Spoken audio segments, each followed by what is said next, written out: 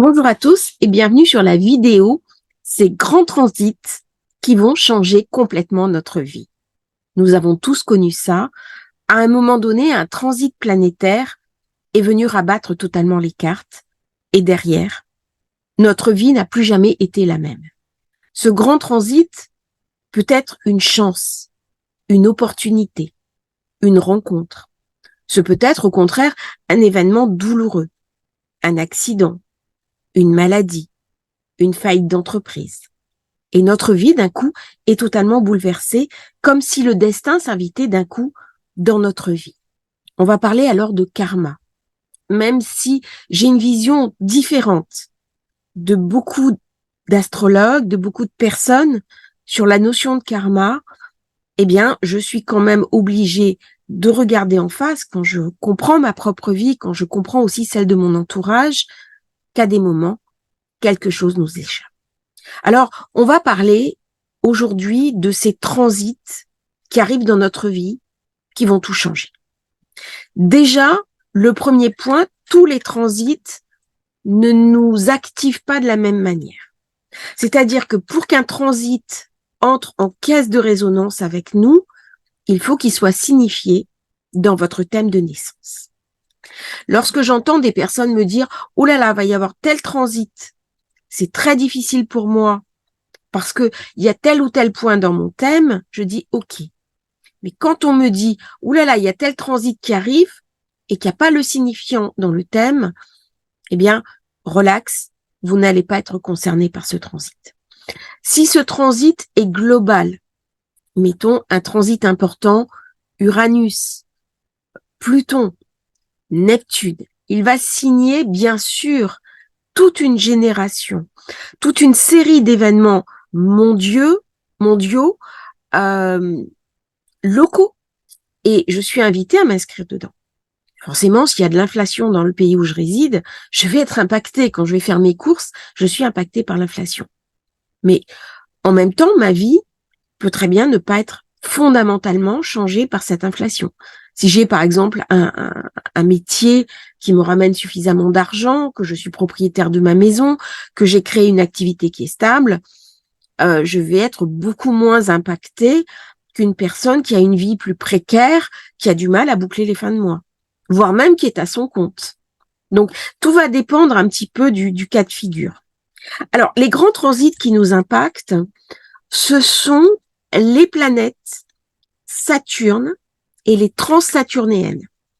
Donc, Uranus, Neptune, Pluton.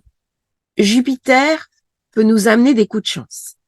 Mais ce n'est pas des transits irrémédiables. C'est-à-dire, là, ce dont je parle, c'est vraiment une vie avant, une vie après. Alors, pour que ce grand transit s'effectue, bouleverse complètement votre vie, il est en général couplé à d'autres transits. Il n'y a pas uniquement un transit qui va révolutionner votre vie.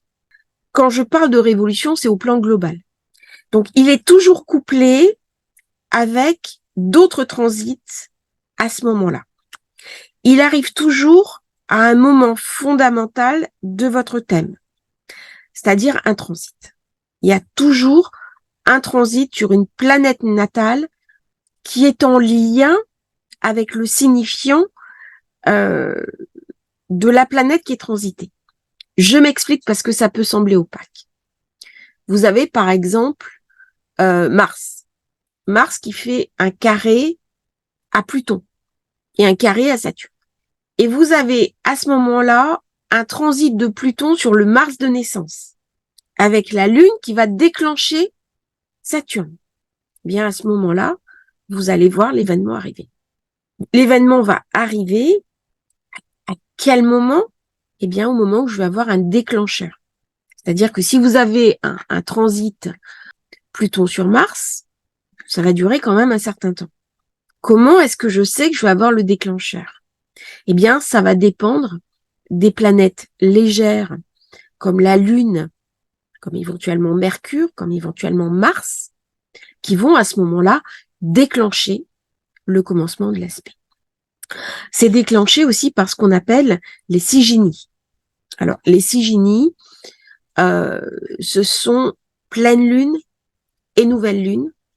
Et quand on regarde à ce moment-là le maître de la pleine lune ou de la nouvelle lune, où est-ce que cette nouvelle lune et cette pleine lune, donc cette Sigini, se passe par rapport à votre thème de naissance, eh bien là, vous savez qu'il y a un facteur déclencheur. Alors, on va rentrer maintenant dans les grands principes, hein, en étudiant un petit peu planète par planète. Saturne, déjà. Saturne, son cycle planétaire est de 30 ans. Donc, quand on a Saturne qui arrive en conjonction sur une planète, eh ben, il vient raconter quelque chose. Ce sont des grands projets. Ce sont des grandes choses qui sont signifiées par Saturne à ce moment-là. Soit ce sont des grandes constructions, par exemple l'immobilier, des achats immobiliers, je vais acheter ma maison, je vais vendre ma maison. Ce sont des grands projets d'élévation. Quand on va, par exemple, décider de son orientation professionnelle, faire des études universitaires longues, c'est souvent en lien avec Saturne. Saturne, c'est aussi le choc. C'est aussi ce qui va amener des fractures de vie, des brusques retours de fortune, des revers de fortune, des effondrements, des catastrophes naturelles. Avec Saturne, on arrive à voir à peu près quand il y a un transit sur une planète, on peut en avoir la sensibilité parce que Saturne représente dans le thème de naissance et comment sont ses aspects. Et à partir de là, va se dégager une forme de terrain, une forme d'ambiance. Si on est bloqué par Saturne, eh ben, au moment où Saturne rentre en résonance avec une planète par conjonction, là, il va forcément se passer des choses.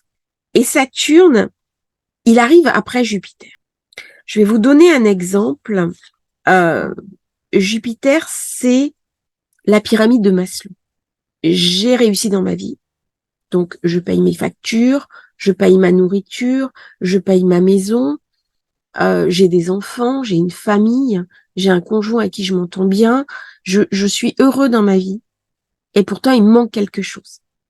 Donc, cette vie matérielle, cette vie sociale, c'est Jupiter. Saturne, il vient raconter, mais est-ce que la vie, c'est ça? Est-ce qu'il n'y a pas autre chose? Et c'est pour ça que Saturne arrive après Jupiter. Parce que Saturne, il vient nous poser la question du sens de notre vie, mais dans quelque chose qui s'imprègne dans le temps. C'est-à-dire que la notion et la valeur du temps, qui est un paramètre auquel nous sommes forcément soumis dans notre vie de tous les jours, eh bien, ça va venir s'inviter dans votre vie. Alors, quand Saturne passe sur une zone, il vient casser.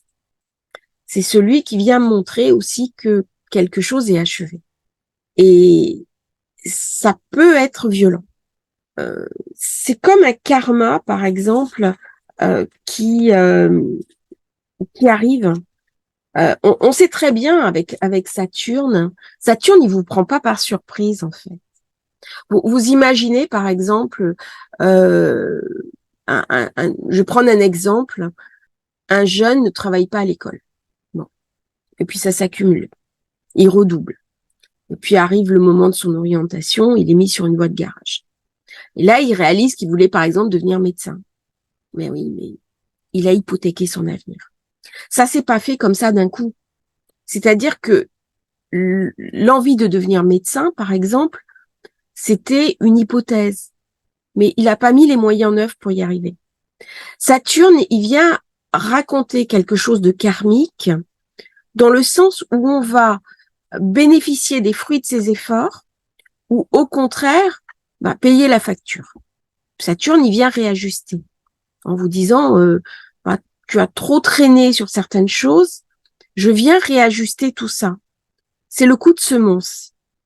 Saturne, c'est aussi la planète de l'élévation, hein, c'est la maison 10. Donc c'est quelle va être ma place dans le monde en tant qu'être social. Je suis aussi invitée à changer le monde dans lequel je vis, dans lequel j'existe. Il vient poser la limite. Uranus maintenant, transit d'Uranus. Alors Uranus a été le choc quand on l'a découvert, c'était 18e siècle. C'est une autre planète. Il faut quand même remettre ça dans le contexte de l'époque. On avait uniquement, en astrologie traditionnelle, les planètes classiques, Soleil, Lune, Mercure, Vénus, Mars, euh, Jupiter, Saturne, point. Et d'un coup, on découvre Uranus. Oh, prise de conscience. Quelque chose a changé fondamentalement. C'est une révolution. Hein. Et vous avez toujours, alors c'est de moins en moins vrai, mais j'ai connu, alors ça fait toujours un peu vieux quand je dis ça, de mon temps, de mon époque. Non, plus sérieusement, j'ai connu des astrologues qui refusaient de travailler avec les transsaturniennes, en disant que ça servait à rien. Bah si, enfin il y a quand on voit l'informatique, quand on voit les bouleversements qu'a entraîné Freud, quand on voit les bouleversements de l'électricité, nos sociétés ont été profondément impactées par les transsaturniennes. Donc Uranus, c'est la révolution. Est-ce que je vais accepter de changer? C'est la planète de l'improviste. Quand Uranus passe en grand transit sur une planète de votre thème, on ne sait pas ce qu'elle amène. Elle débarque à l'improviste, le pire comme le meilleur. Alors ça peut être un coup de foudre. Vous rencontrez celui qui va devenir votre compagnon ou votre compagne. C'est complètement explosif. C'est-à-dire vous rencontrez la personne à qui vous allez faire votre vie. Donc votre vie, elle va complètement changer. Vous pouvez être amené à déménager, à partir à l'autre bout du monde, à changer de métier. Mais c'est aussi la planète de la rupture. D'un coup, mon compagnon, ma compagne rencontre quelqu'un d'autre. Et d'un coup, il part sur un coup de tête. C'est celui qui va jouer au loto, qui va gagner le gros lot. Et c'est celui qui va perdre son entreprise. Parce que d'un coup, tout s'effondre. D'un coup, il y a un revirement de marché. Il y a, par exemple, je vends tel produit, et d'un coup, le prix de ce produit va exploser. Je peux plus suivre. On voit actuellement, par exemple, l'explosion des prix de l'électricité. Ah ben, il y a plein de boulangers qui ferment boutique parce que les charges deviennent énormes. Et c'est pas quelque chose qu'ils peuvent maîtriser. C'est-à-dire avec Uranus, on sait pas. C'est la foudre. La foudre, elle arrive. C'est quoi la foudre dans le ciel? Eh bien, c'est des tensions d'électricité accumulées. Eh bien, au niveau personnel, c'est pareil. Au niveau des sociétés, c'est pareil. Il y a à un moment donné besoin de libération de cette énergie. Quand la tension est trop forte au niveau collectif, ça engendre des guerres. Ça engendre des gros mouvements sociaux.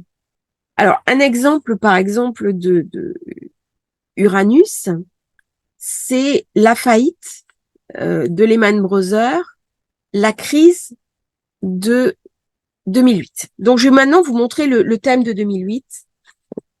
Voilà sur le thème de la faillite de Lehman Brothers qui a eu lieu le lundi 15 septembre à 1h45 du matin.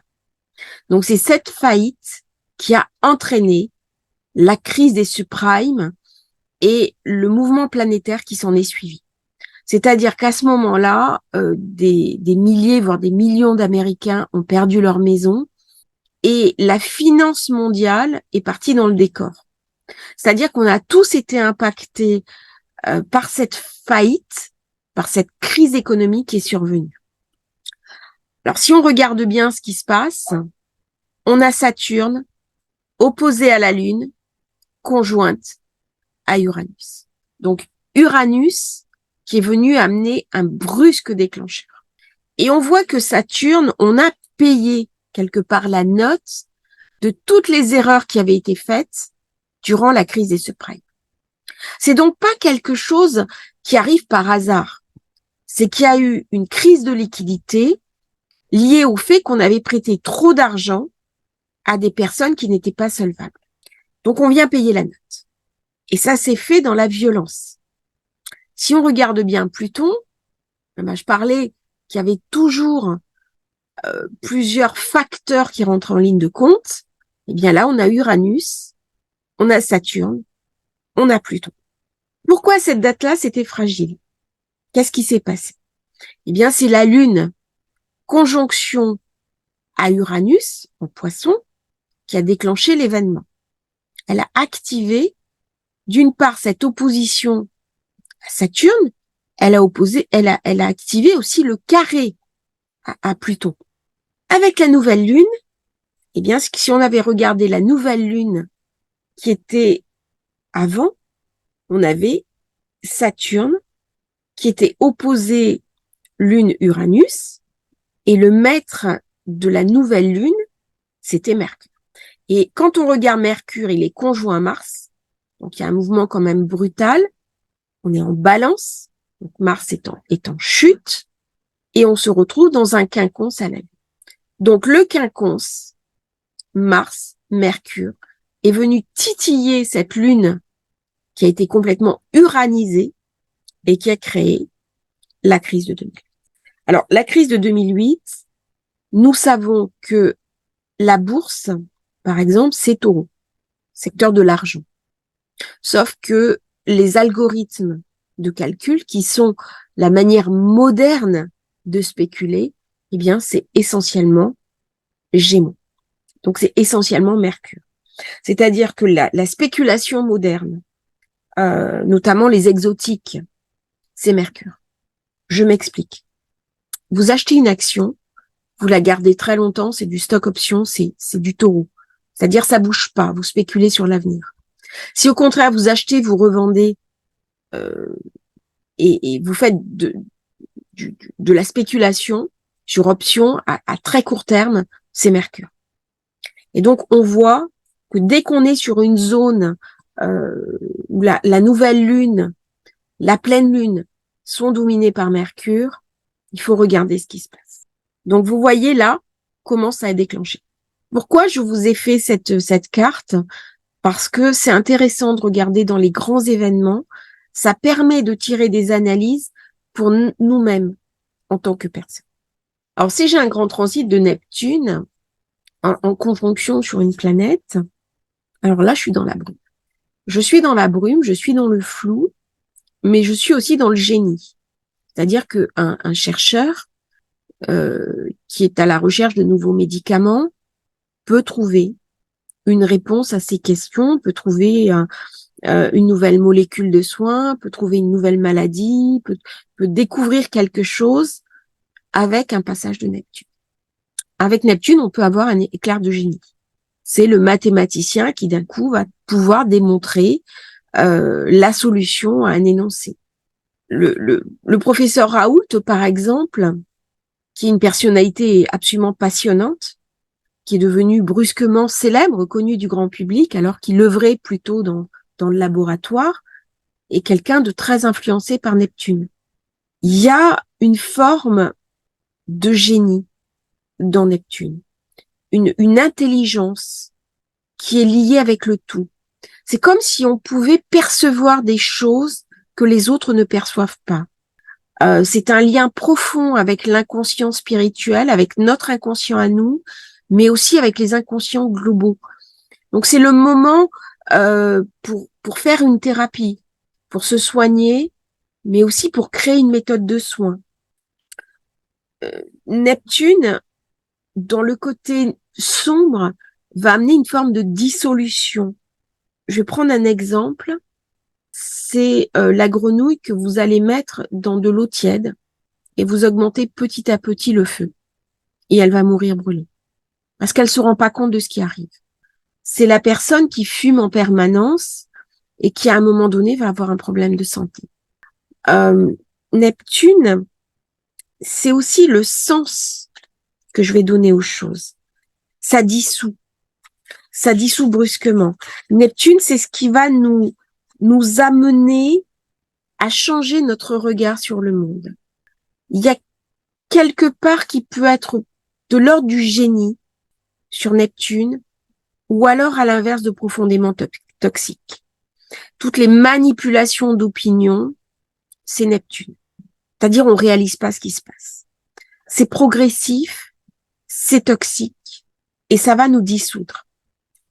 On peut perdre une relation affective, on peut perdre sa situation, on peut tomber dans l'alcoolisme, dans la drogue, dans l'addiction, dans les médicaments, sur un mauvais passage de Neptune.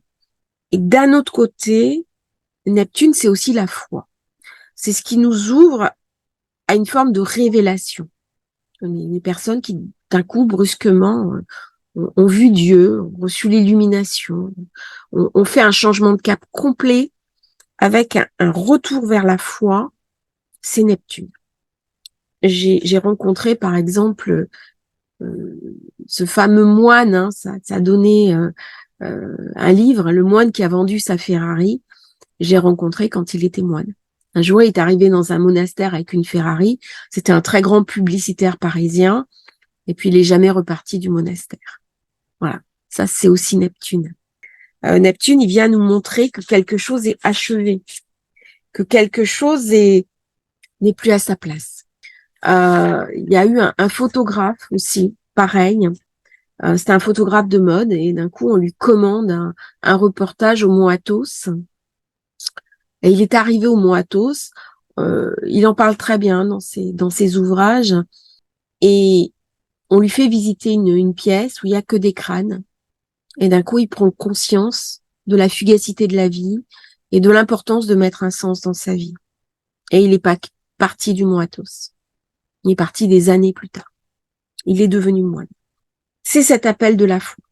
Quelque chose qui nous dépasse. Et puis d'un autre côté, ça peut être aussi un rejet, notamment une apostasie. J'ai comment dirais-je, le témoignage d'une de mes amies, parce que sa mère est tombée dans une forme d'intégrisme religieux. Eh bien, sa fille, au contraire, alors on était dans la religion chrétienne, puisque le Neptune, le poisson, c'est la religion chrétienne, mais ça peut jouer aussi sur d'autres registres. Eh bien, sa fille, elle s'est fait débaptiser avec un passage Neptune qui a été mis en valeur. D'un coup, elle s'est aperçue que c'était plus possible. C'est aussi, Neptune vient nous raconter nos culpabilités. De quoi est-ce que je me sens coupable? Il vient nous raconter, est-ce que j'ai besoin de cette culpabilité pour vivre ou pas? Est-ce que je décide de laisser cette culpabilité sur le bord du chemin ou pas? Donc, Neptune vient nous travailler énormément à l'intérieur de nous-mêmes. Il y a quelque chose dans Neptune qui est vraiment de l'ordre de l'inconscient. On est invité à ce moment-là à ramener à la conscience tous les mécanismes mentaux qui nous empêchent de vivre, qui nous empêchent d'avancer, qui nous empêchent d'être heureux. C'est une planète très psychologique, Neptune. Autant Uranus, Saturne, on est vraiment dans l'événementiel, autant Neptune, il y a quelque chose d'une prise de conscience. Ça a beaucoup à voir aussi avec le transgénérationnel. Ça a beaucoup à voir avec les émotions négatives, les blessures de l'âme. Il y a des ouvrages qui sont sortis pour identifier les blessures de l'âme. Eh bien, Neptune, lorsqu'il est en position forte, vient nous raconter les blessures de l'âme. Soit il va les réactiver pour qu'on les élimine, soit il vient nous parler de guérison. C'est aussi la foi en soi. Dès que je vais parler de foi, Neptune vient raconter, est-ce que tu as foi en toi ou pas? Est-ce que tu as confiance en toi? Avec Pluton, ce sont les changements qui bouleversent à tout jamais. C'est les surprises. On est dans un changement qui est radical, qui va voyager, qui va durer. Imaginez par exemple, vous avez un voyage, vous partez en voyage pour une destination, vous arrivez dans le pays et vous vous dites mais c'est là que je veux vivre. Et plus rien n'a d'importance que ça. Et vous ne revenez pas dans votre pays de naissance. Vous revenez 3 ans, 5 ans, 10 ans plus tard. Pluton, c'est ça. C'est quelque chose qui est très lent et qui va amener un changement en profondeur. C'est-à-dire, au plus une planète est lente, au plus le changement va être profond, va être impactant. Avec Pluton, ça dure. Et là, les transits vraiment qui changent notre vie, c'est souvent des transits qui ont à voir avec Pluton qui passe sur une de nos planètes de naissance. Parce que ça s'inscrit dans la durée. D'ailleurs, les personnes qui sont plutoniennes se révèlent plutôt en fin de vie. Il y a une profondeur dans Pluton, il y a une intensité, il y a quelque chose d'une puissance. Parce que Pluton vient toucher ce que nous sommes à l'intérieur de nous. Il vient toucher notre identité même. Non seulement notre identité acquise, mais aussi notre identité innée, profonde, l'identité transgénérationnelle. Alors quand j'ai ça, Pluton par exemple, qui est à 3 degrés par exemple du Soleil, c'est une signature. Je suis un plutonien ou une plutonienne. Eh bien Pluton, il vient marquer une signature. Il vient marquer une identité. Alors c'est encore plus profond chez les personnes qui sont impactées par Pluton, soit au niveau des décans, soit au niveau de leur thème de naissance. S'ils ont Pluton qui est conjoint au Soleil, à la Lune, qui est sur un des angles du ciel, à l'ascendant, au milieu du ciel, au fond du ciel, à la maison 7, s'ils sont Scorpions, s'ils sont ascendant Scorpion, certains Béliers aussi qui peuvent être vraiment impactés par Pluton, eh bien, ça va venir changer complètement notre vie et notre regard sur le monde. Donc, regardez un petit peu, faites l'historicité des grands changements de votre vie et regardez comment ça a pu être impacté par ces grands transits planétaires. Voilà. J'espère que cette vidéo vous aura intéressé. Je vais la faire pas plus longue. On y reviendra à travers d'autres vidéos, mais je préférais les couper parce que sinon c'est trop, comment dirais-je, c'est trop dense à digérer et c'est plus facile pour vous de suivre un petit peu ces transmissions.